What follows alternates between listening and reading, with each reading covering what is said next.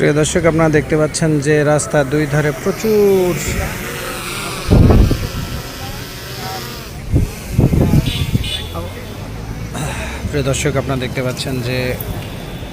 আইন শৃঙ্খলা রক্ষাকারী বাহিনীর যে একটা ব্যারিকেড সেটি কিন্তু হয়ে গেছে। সকাল থেকে আমরা দেখতে পাচ্ছি পুলিশ, বাংলাদেশ সেনাবাহিনী, বাংলাদেশ বিমান বাহিনী, র্যাপিড অ্যাকশন ব্যাটালিয়ন, র্যাব সহ অন্যান্য বাহিনী কিন্তু আজকে এখানে এসে দাঁড়িয়েছেন। আমরা দেখতে পাচ্ছি বেশ কিছু নেতাকর্মীরাও এসেছেন, সিভিল এভিয়েশনেরও কিছু লোকজন এখানে এসে দেখেছেন দাঁড়িয়ে আছে। সবাই মোটামুটি বেগম খালেদা জিয়াকে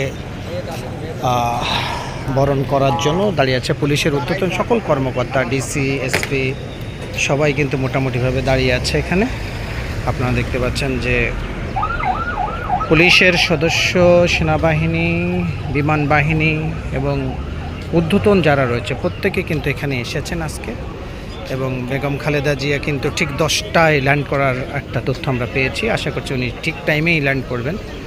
তার সাথে রয়েছেন তার বড় ছেলের স্ত্রী জুবাইদা রহমান এবং ছোট ছেলের স্ত্রী শর্মিলী রহমান, ডক্টর জেড.এম. জাহিদ এবং তার প্রোটোকলের সদস্যরা।